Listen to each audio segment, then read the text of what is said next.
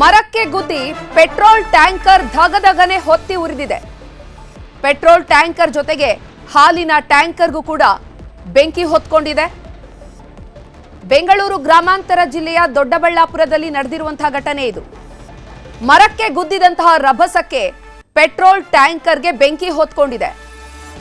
Petrol tanker ಜೊತೆಗೇನೆ reverse ತೆಗೆದುಕೊಳ್ತಾ ಇತ್ತು. ಅದೇ ಪ್ಲೇಸ್ ಅಲ್ಲಿ ಹಾಲಿನ ಟ್ಯಾಂಕರ್ ಕೂಡ ಇತ್ತು. ಹಾಲಿನ ಟ್ಯಾಂಕರ್ಗೂ ಕೂಡ ಬೆಂಕಿ ಹೊತ್ಕೊಂಡಿದೆ. ವೇಗವಾಗಿ ಬಂದು ಮರಕ್ಕೆ ಪೆಟ್ರೋಲ್ ಟ್ಯಾಂಕರ್ ಡಿಕ್ಕಿ ಹೊಡೆದಿದೆ. ಗುದ್ದಿದ ರಭಸಕ್ಕೆ ಬೆಂಕಿಯಲ್ಲಿ ಹೊತ್ತಿ ಉರಿದಿದೆ ಟ್ಯಾಂಕರ್. ದೊಡ್ಡಬಳ್ಳಾಪುರದ 11ನೇ ಮೈಲಿ ಬಳಿ ನಡೆದಿರುವಂತಹ ಘಟನೆ ಇದು. ಪಕ್ಕದಲ್ಲೇ ರಿವರ್ಸ್ ತೆಗೆದುಕೊಳ್ತಾ ಇದ್ದಂತಹ ಹಾಲಿನ ಟ್ಯಾಂಕರ್ಗೂ ಕೂಡ ಬೆಂಕಿ ತಗುಲಿದೆ. ಹಾಲು ತುಂಬಿದಂತಹ ಲಾರಿಯೂ ಕೂಡ ಸುಟ್ಟು ಭಸ್ಮವಾಗಿದೆ. ಬೆಂಕಿ ತಗುಲ್ತಾ ಇದ್ದಂತೆ ಚಾಲಕರು ಹಾರಿ ಬಚಾವಾಗಿದ್ದಾರೆ. ನೋಡಿ, ವಿಜುವಲ್ಸ್ ಅಲ್ಲಿ ಗಮನಿಸ್ತಾ ಇದ್ದೀವಿ ಬೆಂಕಿಯ ಜ್ವಾಲೆ ಎಷ್ಟರ ಮಟ್ಟಿಗೆ ಆವರಿಸಿದೆ ಅನ್ನುವಂಥದ್ದ. ಪೆಟ್ರೋಲ್ ಟ್ಯಾಂಕರ್ ಮತ್ತು ಹಾಲಿನ ಟ್ಯಾಂಕರ್ ಎರಡೂ ಟ್ಯಾಂಕರ್ಗೂ ಕೂಡ ಬೆಂಕಿ ಹೊತ್ಕೊಂಡಿದೆ. ಅಗ್ನಿಶಾಮಕ ಸಿಬ್ಬಂದಿ ಸ್ಥಳಕ್ಕೆ ದೌಡಾಯಿಸಿ ಬೆಂಕಿ ನಂದಿಸುವಲ್ಲಿ ಯಶಸ್ವಿಯಾಗಿದ್ದಾರೆ. ಬಹುತೇಕ ಎರಡೂ ಲಾರಿಗಳು ಕೂಡ ಸುಟ್ಟು ಭಸ್ಮವಾಗಿದೆ. ದೊಡ್ಡಬೆಳವಂಗಲ ಪೊಲೀಸ್ ಠಾಣಾ ವ್ಯಾಪ್ತಿಯಲ್ಲಿ ನಡೆದಿರುವಂತಹ ಘಟನೆ ಇದು. ಬೆಂಗಳೂರು ಗ್ರಾಮಾಂತರ ಜಿಲ್ಲೆ ದೊಡ್ಡಬಳ್ಳಾಪುರದಲ್ಲಿ ಪೆಟ್ರೋಲ್ ತುಂಬಿರುವಂತಹ ಟ್ಯಾಂಕರ್ ಅದು. ತಕ್ಷಣವೇ ಅಗ್ನಿಶಾಮಕ ಸಿಬ್ಬಂದಿ ದೌಡಾಯಿಸಿ ಬೆಂಕಿಯನ್ನ ನಂದಿಸಿದ್ದಾರೆ.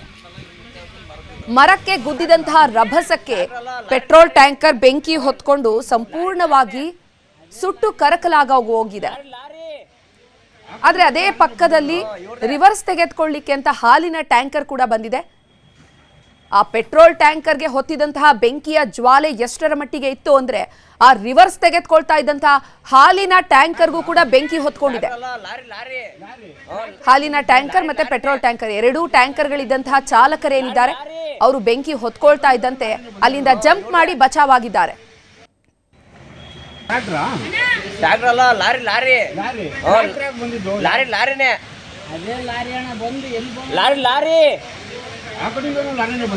ಇವ್ರದೇ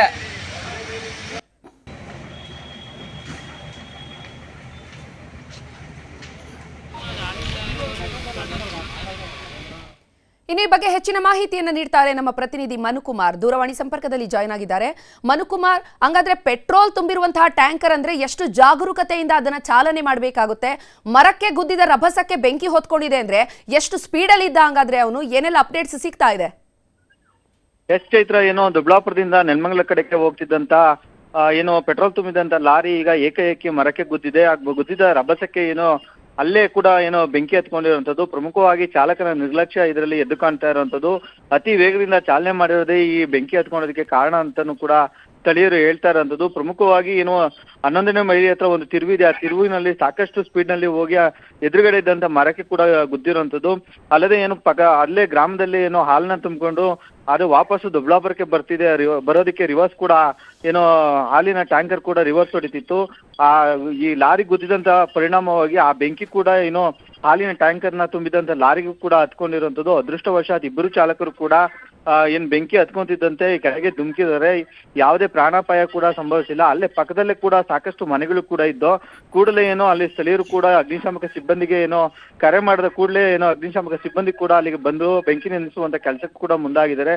ಅಂದ್ರೆ ಅಗ್ನಿ ಅವಘಡದಿಂದ ಯಾವುದೇ ರೀತಿಯ ಅವಘಡ ಕೂಡ ಸಂಭವಿಸಿಲ್ಲ. ಪಕ್ಕದಲ್ಲಿದ್ದಂತ ಮನೆಗೂ ಕೂಡ ಕಿಡಿ ಏನಾದ್ರು ತಗಲಿದ್ರೆ ಬೆಂಕಿ ಎತ್ಕೊಳ್ಳುವಂತ ಸಾಧ್ಯತೆ ಕೂಡ ಹೆಚ್ಚಿತ್ತು. ಆದ್ರೆ ಅದೃಷ್ಟವಶಾತ್ ಯಾವುದೇ ಏನೋ ದುರದೃಷ್ಟಕರ ಘಟನೆಗಳು ನಡೆದಿಲ್ಲ. ಚೈತ್ರ, ಧನ್ಯವಾದ ಮನುಕುಮಾರ್ ತಮ್ಮೆಲ್ಲ ಮಾಹಿತಿಗಾಗಿ.